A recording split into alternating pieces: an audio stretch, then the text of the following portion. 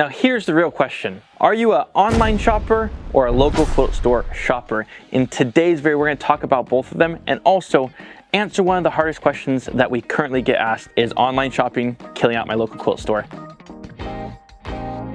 Let's get down to the cold hard truth here. Why does someone shop online versus in store? I'm a big believer in supporting local quilt stores, right? We are a local quilt store here in Las Vegas, Nevada. Not only that, we have 2 other locations, Scrap Apple Quilting in St. George, Utah, and we also have one in Alaska in a town called Soldotna, a very small town. We believe in local quilt stores. But additionally, we also believe in the online. We're an online platform. You're sitting here watching a YouTube video online. So we believe in both platforms. One is not better than the other. They are just different.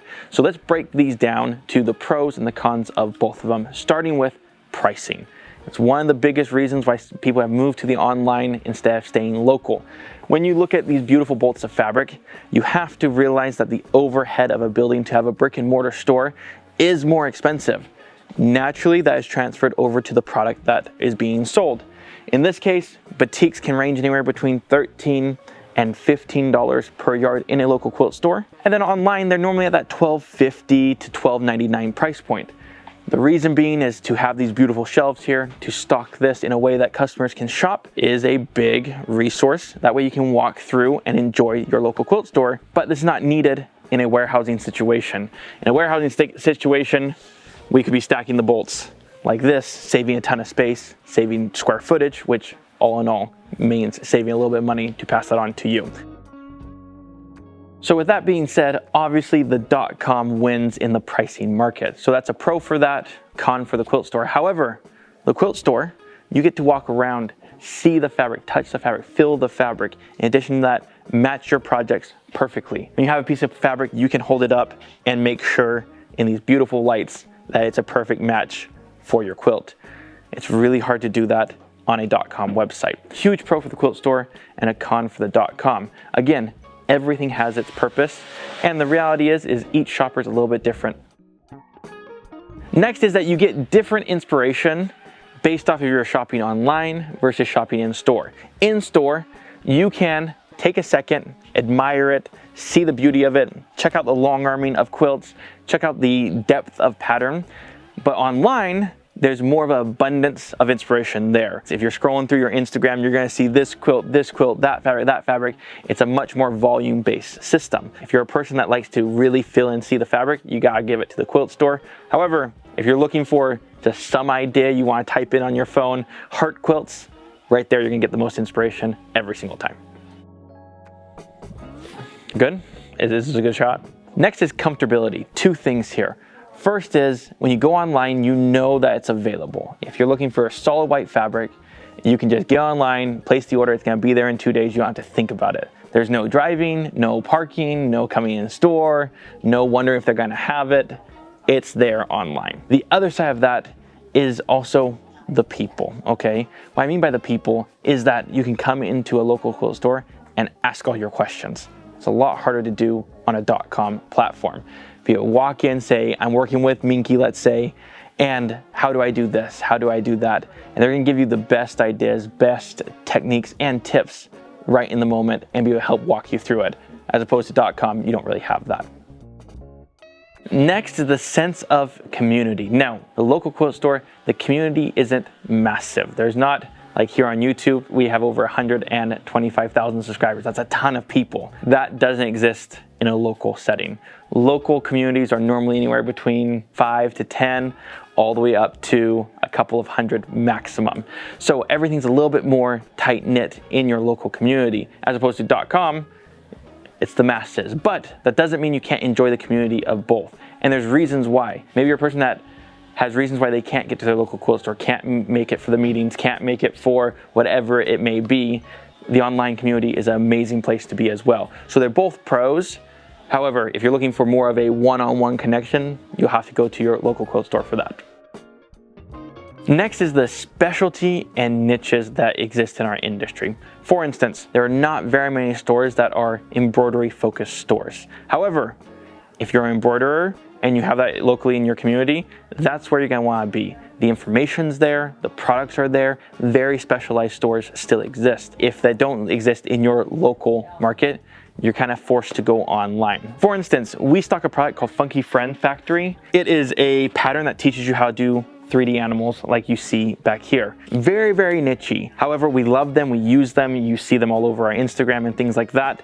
It's an amazing, amazing product, but it's very niche product. So when people come in and they see these, they fall in love with them, and then they ask our team member for all the answers on how do you put in eyeballs, how do you do something 3D, what stuffing should I use, because the resource is readily available for them to ask all those questions, something that you can't get online.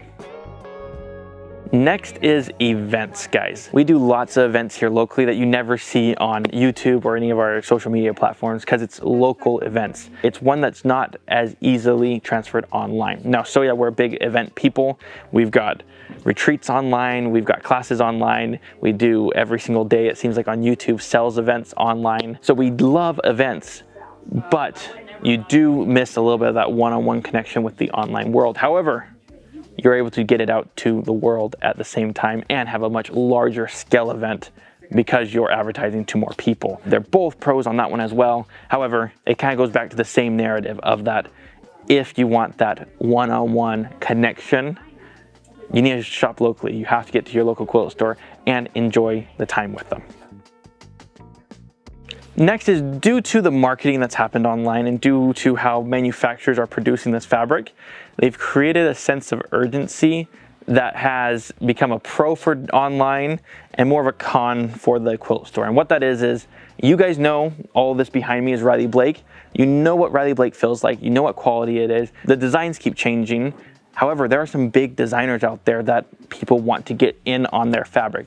Lori Holt, Tula Pink, Kay Fassett, Liberty of London, tons of these amazing designers. And what's happened is that .com platforms sell the items before they even exist, pre-sales. And if you don't get on a pre-sale, you won't be able to get the fabric.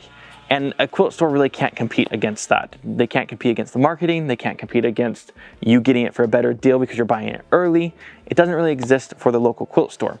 So when you want to get on the Tilda fabric and you want to get on the Free Spirit fabric, the customer is opting to get the guaranteed pre-sale online instead of hoping to have it at your local quilt store. So it's a pro for the .com because more money is made that way, and also more marketing and inspiration is happening that way. However, the con is that the local quilt store is kind of missing out on that.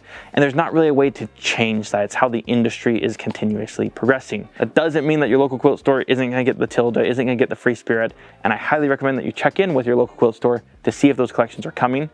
But I do also understand the guaranteed pre-sale route as well. Next one on the list here, and guys, take it for what it is. A lot of the pros of a quilt store are the people. Now let's go to the other side of that. One of the hardest things about quilt stores too are the people. Now what I mean by that, it's something that we've heard time and time again, and it's really sad actually, we shouldn't be hearing it, but it happens where someone comes in and they say, I wish Soya was in my local area.